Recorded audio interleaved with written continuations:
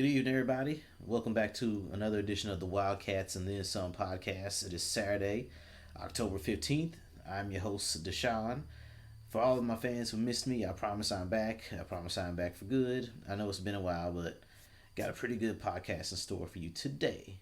Or should I say tonight? It's 10:57 p.m. here in Kentucky, 11:57 if you're in the Eastern time zone, and so on and so on. Yeah, football is back. Kentucky looks really good this year. So far, well, the season's halfway over it now, and through 7 games, Kentucky is 6-1, which is awesome. We're already bowl eligible, and there's still 5 games left in the season. Now, looking at the rest of our schedule, most of these games, really every one of these games looks winnable. I mean, there's only I think Tennessee and Mississippi State. Those games could go either way, but I expect Kentucky to beat Vanderbilt. I expect Kentucky to beat Louisville, and I expect Kentucky to beat. I think it's New Mexico State. Somebody, let me check the schedule real quick. All right. Yeah, New Mexico State. Yeah, if Kentucky loses to New Mexico State, something's wrong with us because New Mexico State is 1-6. Yeah, Vanderbilt's 2-5, so we should beat them as well. And Louisville's 3-3. Now, Louisville's our rival, so they could make it tough on us. But Kentucky has beat Louisville last 3 times we played them. So I feel good about that game. Now, of course, no team is the same from one year to the next, but I feel confident that we'll beat Louisville. I think we have the better quarterback. I think our defense is better. Our run game's better. But Louisville, like I said, because they're our rivals, I think they're going to put up a fight.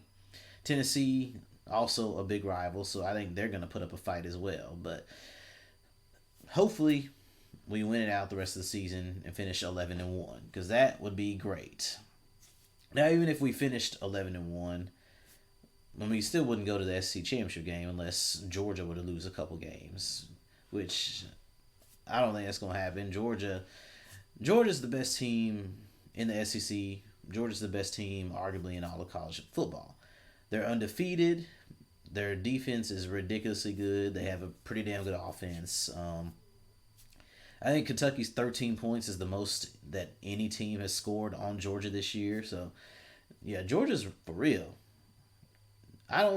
Maybe I'm wrong here, but I don't think Alabama's going to go back to the national championship. Or at least they're not going to. If they do get back, they might get to the tournament, I guess is what I'm saying. They might get to the tournament, but I don't see Alabama actually winning it. At least not this year.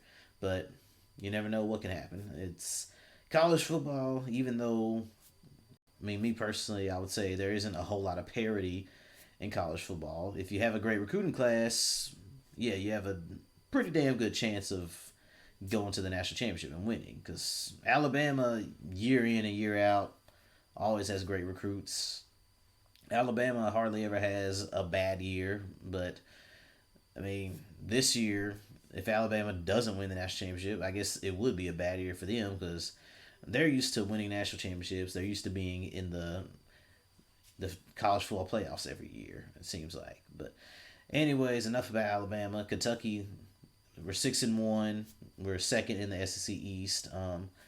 Unless Georgia were to lose a couple games, I mean, we won't be able to play in the SEC championship, at least not this year. But I think Kentucky is trending in the right direction. Now, I mean, over the years, yes, I have questioned Mark Stoops at times, but I mean, what fan hasn't questioned their coach? I mean, what fan always agrees with what the coach does? Mark Stoops, though, he's done a lot of great for Kentucky. He's turned us from a bottom dweller in the SEC to a legitimate team, a team that's good, a team that can compete. Now, of course, we still got some ways to go if we're ever going to catch Georgia and Alabama. But I mean, I feel like Kentucky has caught up to Florida. Well, at least this year we have. We've caught up to Florida. We caught up to Tennessee. Now we just gotta stay ahead of them. Which, if Mark Stoops, excuse me, if Mark Stoops can keep recruiting the way he does, I think we could stay ahead of Florida and Tennessee. So hopefully Stoops will keep it up. Again, Kentucky is 6-1. I like what we've done this year.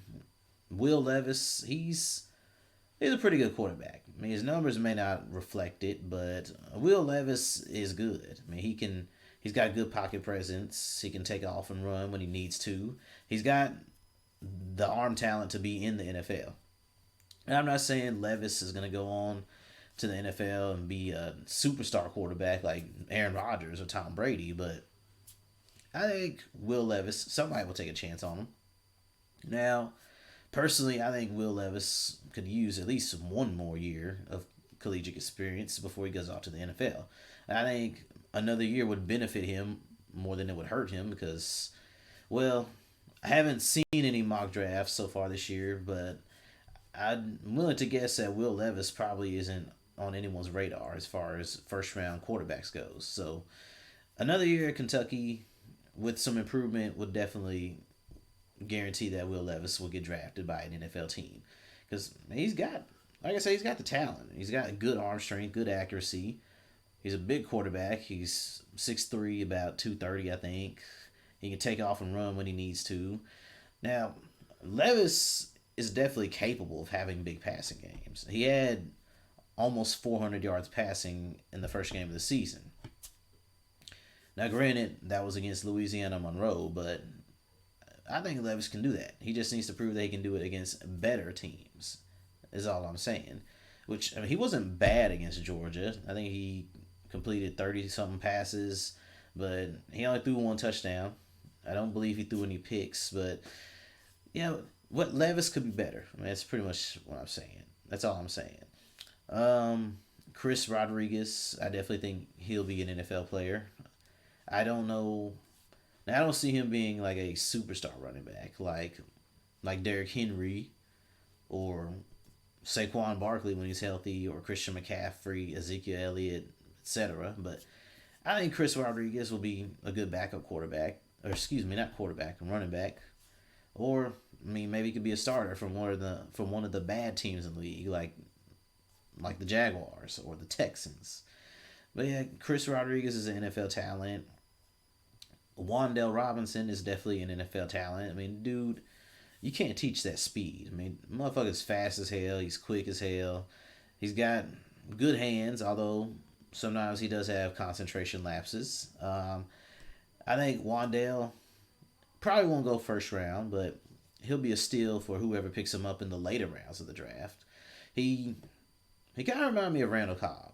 Now, I don't know if he can throw like Randall, but he's a damn good receiver. He can run any route, has good hands. He can run the ball like he's a running back. He's without a doubt our best receiver. I think going forward in these remaining 5 games, we need our other receivers to step it up because we can't just throw DeWandale Robinson all damn day. I mean, yes, he can make plays, but we need somebody else to make plays. Josh Ali, he's had his moments this year, but he doesn't have them consistently. I think Isaiah Cummings is his name. He's shown some flashes of brilliance. And our tight end, I can't remember his name. Maybe Cummings is the tight end, but he's shown some flashes of brilliance. We have another receiver. I can't remember his name. He's shown some flashes, but nothing consistent. Our defense has played good most of the year. We've had some not so great games defensively, but defensively, yeah, we're pretty good too. It's been an exciting season. It's been a fun season. And I don't want to jinx anything because hell, I could sit here and be like, "Oh, we're gonna go 11-1," and then we turn around and finish 7-5. But I don't think that's gonna happen. I don't think it's gonna be another 7-5 season. We've already got 6 wins. One more win will put us at 7. I think if I was to take a guess, I would say Kentucky will finish at 10-2.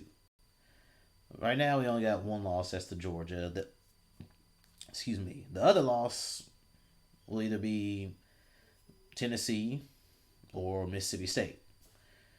Mississippi State. I mean, they've been okay this year, but They got destroyed by Alabama earlier today, but Alabama has destroyed just about everybody they played over the last 2 3 years.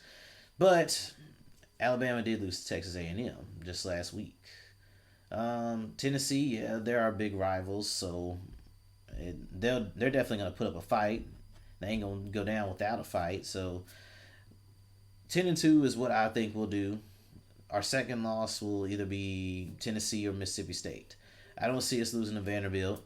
I don't see us losing to New Mexico State. I don't see us losing to Louisville.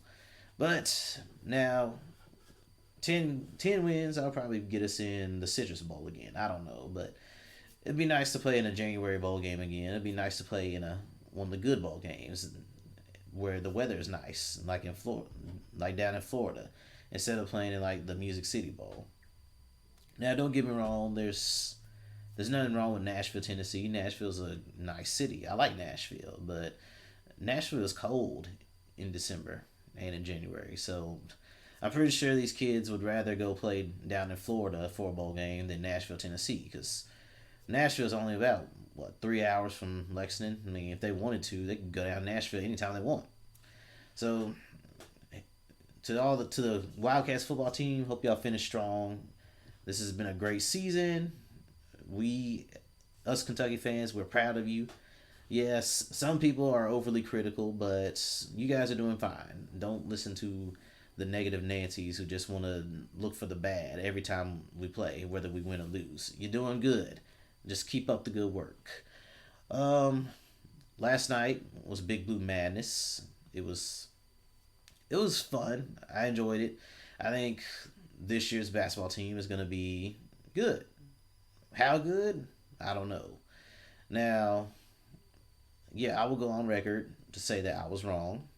Last year, I said if it's Final Four or bust for Kentucky. I mean, I had good reason. We had the number one rated recruiting class. We had two players who were ranked in the top 10 coming out of high school, B.J. Boston and Terrence Clark. Rest in peace. The rest of our recruiting class was also pretty good. Well, at least coming out of high school they were. And we had some experienced transfer students coming in. Olivier Sarr, Davian Mintz, who decided to come back to Kentucky. And I think we had another transfer. I just don't remember his name. But yeah, last year was terrible. I think we went 9-21 or something like that. We lost in the first round of the SEC tournament. We didn't even get invited to the NIT. It was bad. Really, really bad. Now, we did lose some players this offseason. Isaiah Jackson, he got drafted by the. Oh, yeah. Sorry. I had a mental breakdown. I'm like, who drafted Isaiah Jackson?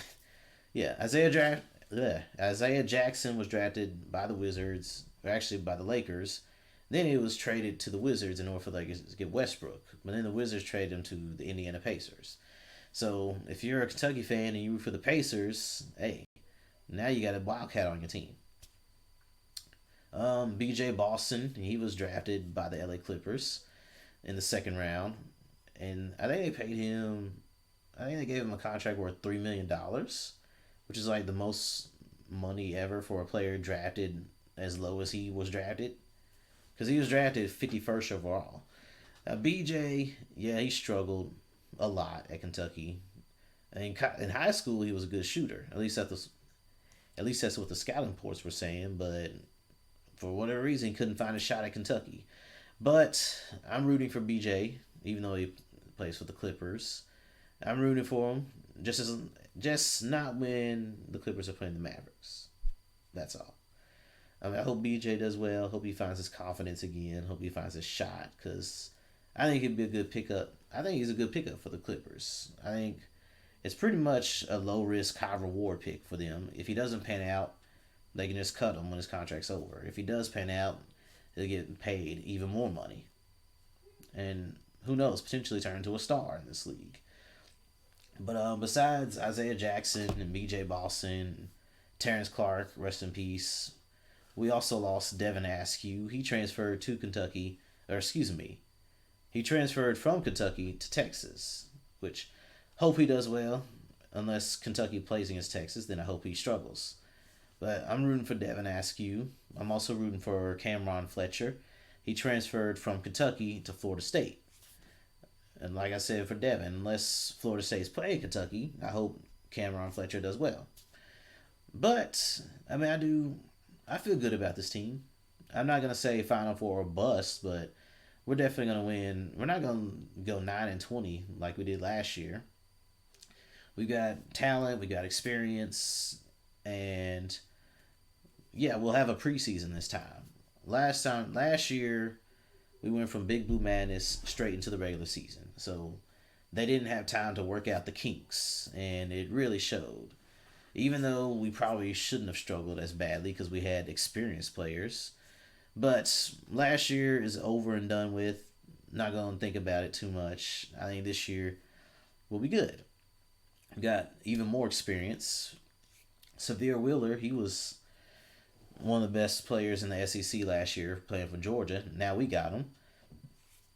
Now Severe, he's not the best shooter, but he's a good playmaker. He's a good defender. He's fast as hell. He's a good finisher.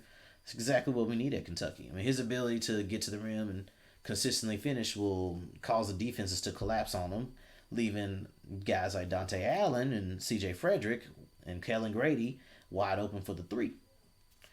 Yeah, C.J. Frederick, he comes to Kentucky from Iowa. He was one of the best, if not the best, 3-point shooter in college basketball last year. He made, I think, 47% of his 3-pointers. Something crazy. Plus, he's not just a catch-and-shoot player. He has some ability to create out the dribble. Kellen Grady, also a damn good shooter. I think he shot 38% from the 3-point line last year at Davidson. And for his career at Davidson, he was a 40% 3-point shooter. Grady also can score off the dribble. He's a pretty good athlete. Now he's not a crazy athlete like Russell Westbrook before he got older, but Kellen Grady's a pretty good athlete. Yeah, Dante Allen decided to come back to Kentucky. He was our best 3-point shooter. Well, he was our only good 3-point shooter last year, but I think he's going to be better this year. He'll give us some much needed shooting and scoring off the bench, or in the starting lineup, whatever John Calipari decides to do with him. Oscar Tshiebwe, even though he's not the tallest big man, he's only about 6'9", plus he's got short arms. But Tshiebwe, he's a good rebounder. He's athletic. He's got a nice post game. He's solid on the defensive end. I'm excited about him too. He could have came to Kentucky a couple of years ago when he was coming out of high school and was a McDonald's All-American, but instead he chose West Virginia. But you know what? You're in the right place, Oscar. If anyone can get you to the NBA, it's John Calipari in Kentucky. I'm excited. I think it's going to be a good season. If I was to guess, I would say our starting lineup will be Severe Wheeler,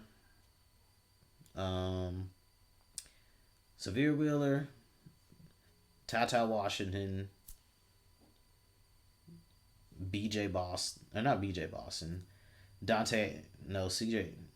Actually, no. You know what? I really don't know what our starting lineup is going to be. There are so many different combinations that Calipari could use that I think any lineup that he uses will be effective. But it also depends on the matchup too. But if I was to take a guess, I would say our starting lineup is going to be Severe Wheeler, Kellen Grady, Dante Allen, Damian Collins, Oscar Tshiebwe, with C.J. Frederick being our sixth man, Davian Mintz coming off the bench, Jacob Toppin, Lance Ware, and Keon Brooks also coming off the bench. You know what? No, actually, maybe Keon will be in the starting lineup. Maybe Keon will start at the small forward, Damian starts at power forward, Oscar starts at center. I don't know, but there's so many different combinations that we could go with. However, if last year was any indication, we got to have at least two shooters in our starting lineup. So Kellen Grady has to start, and either Dante or C.J. Frederick, one of them.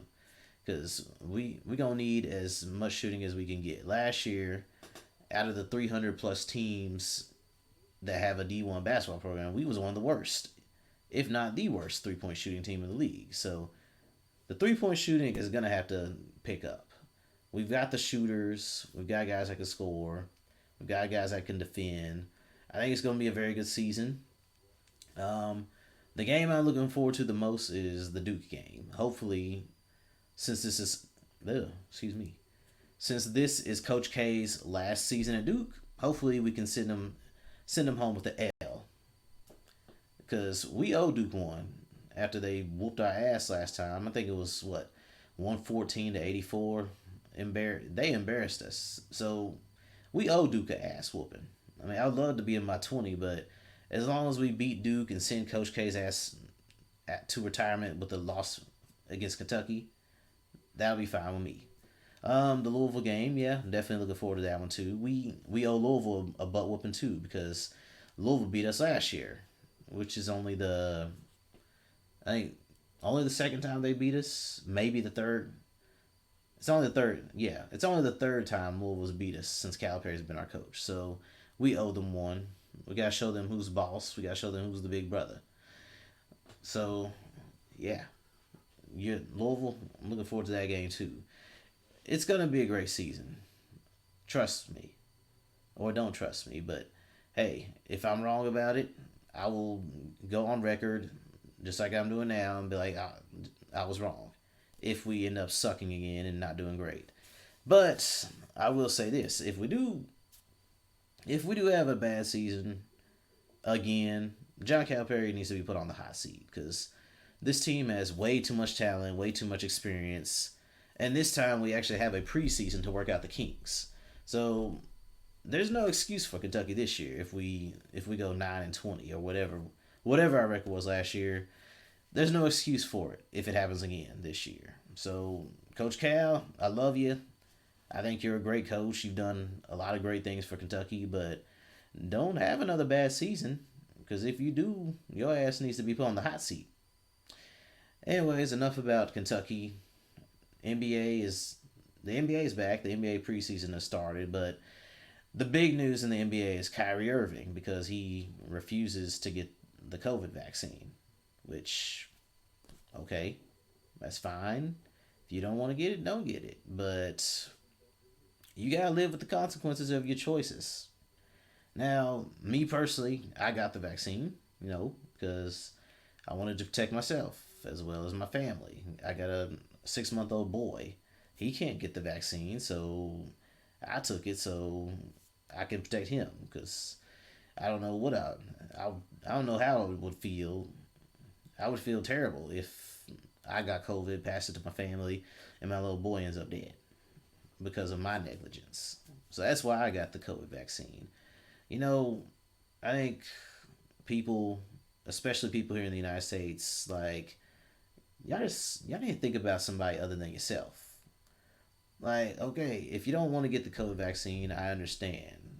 I mean, I can understand you not getting the vaccine if you're medically unable to, or if you have some kind of traumatic experience with doctors. But I mean, if you're refusing the COVID vaccine just because you're like, oh, I don't want it, you can't make me, like, stop it.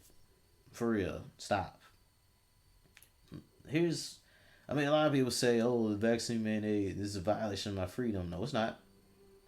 You see, vaccine mandates, Joe Biden is not the first president, and he definitely won't be the last president to invoke some kind of vaccine mandate. It's not unconstitutional. The Supreme Court has already ruled that vaccine mandates don't go against the Constitution. It was the Jacobson versus Massachusetts case in 1905. Now, unless you have some strong, compelling evidence that vaccine mandates are unconstitutional, I don't see Jacobson versus Massachusetts being overturned. See, the problem is people say, "Oh, our our freedom of choice is being taken away," but no, it's not. See, yes, Kyrie Irving has the choice not to get the vaccine, but he has to live with the consequences of his choice, as does everyone else who refuses the vaccine.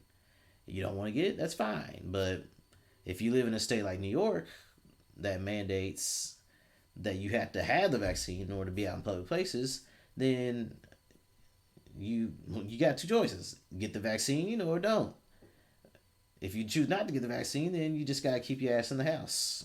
It is what it is. Now, I'm not saying I necessarily agree with mandates, but if you live in a place that has vaccine mandates, you gotta go by it. Or at least that's what, or at least I guess obeying the law doesn't matter for some people. Because it's funny to me how the same people who now support Kyrie Irving, they hated Kyrie Irving last year when he was supporting the Black Lives Matter movement, but now that he's going against the COVID vaccine mandates, they're like, oh, Kyrie Irving's a hero. He's standing up for his beliefs. Like, shut up. Y'all didn't love him last year, so get off his dick. Stop being a fucking hypocrite.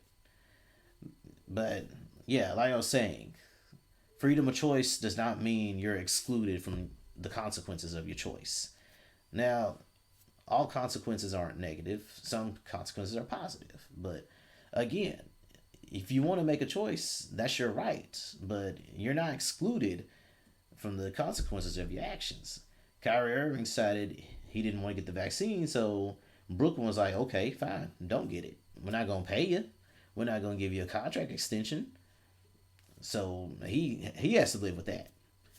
Now, I imagine he's not hurting for money, but I mean, I think Brooklyn was gonna give him a contract extension worth $186 million. Like, that's a lot of money to leave on the table for something silly like a vaccine mandate. I mean, the vaccine's not gonna kill you. I mean, if you don't want to get it, again, don't get it. But the virus itself is more likely to kill you than the vaccine. Now, I mean, you can't argue with the data. Now, I know some of y'all probably thinking, oh, but the scientists and the government, they skew the data and this, and that. Yeah, you're right. Data can be skewed, but at the end of the day, data, unless you have some data that proves this data wrong, the data says that you're more likely to die from the virus than the vaccine. I mean, I don't know. To me, it's a no-brainer. 700,000 plus people in the United States have died of COVID. Over 1 million people worldwide have died of COVID.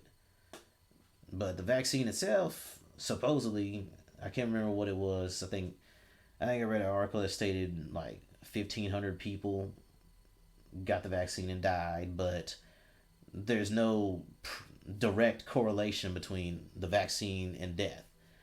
But let's just say, for argument's sake, that 1,500 people have died from the vaccine.